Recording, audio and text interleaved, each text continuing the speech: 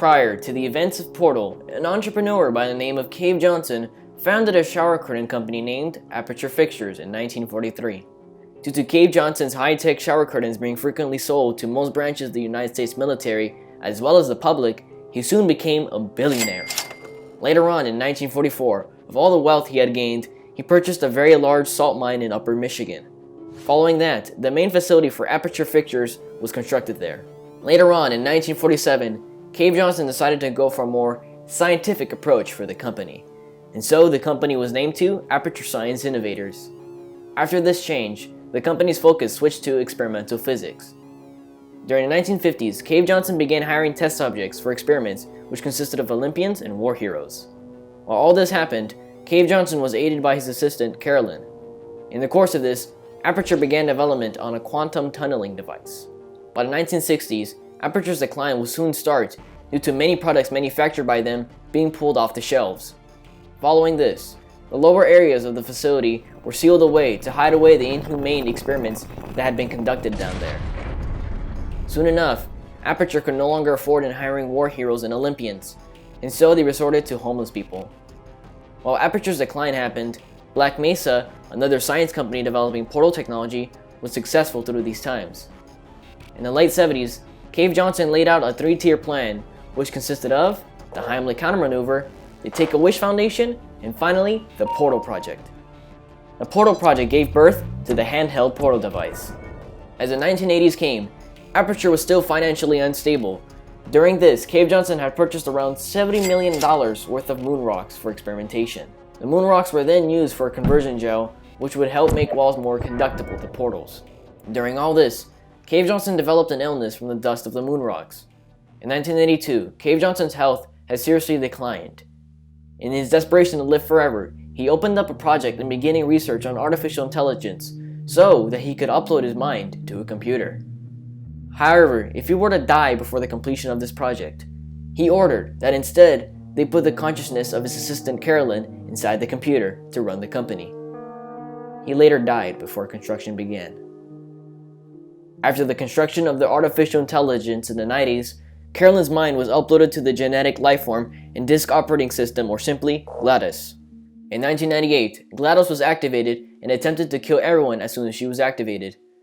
Following the shutdown of GLaDOS, the scientists of Aperture began development on altering GLaDOS's personality by creating personality cores. Later that year, during Bring Your Daughter to Work Day, GLaDOS was activated, which ended in an unspecified disaster. Shortly after, a morality core was attached to GLaDOS, and so GLaDOS claimed to have lost all interest in killing, and she was only interested in science. She requested that she wanted to perform a science experiment with cats and neurotoxin. When activated once again, GLaDOS became hostile and locked down the facility. Following this, GLaDOS activated the neurotoxin, killing the majority of the scientists. One of the survivors of this incident will be the scientist, Doug Ratman, who would survive within the walls of Aperture, hidden away. But, due to his schizophrenia, his mental health was severely worsened over time. The rest of the surviving employees were then put in an endless testing cycle to beat Black Mesa in the race for funding. Eventually, most of the employees and test subjects died during testing.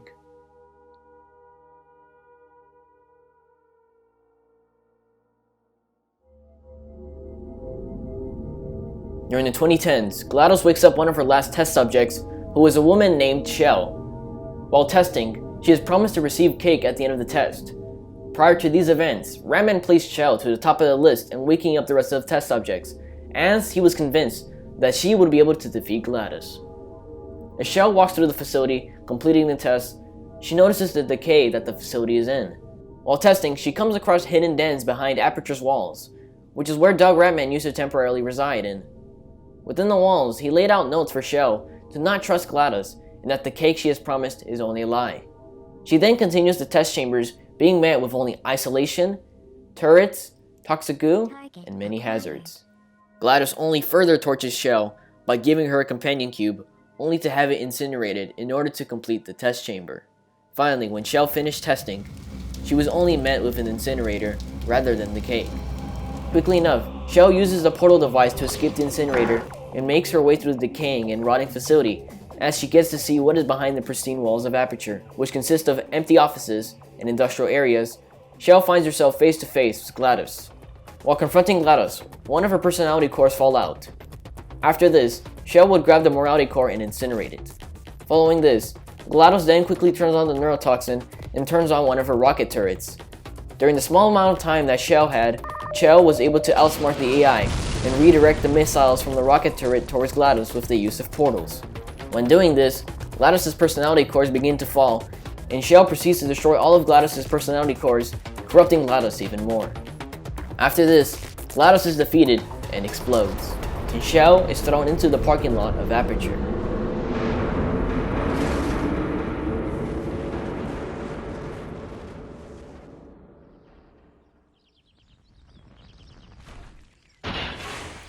During Shell's time of freedom, she is barely conscious. Because of this, GLaDOS' party escort bot drags Shell back down to the bowels of Aperture.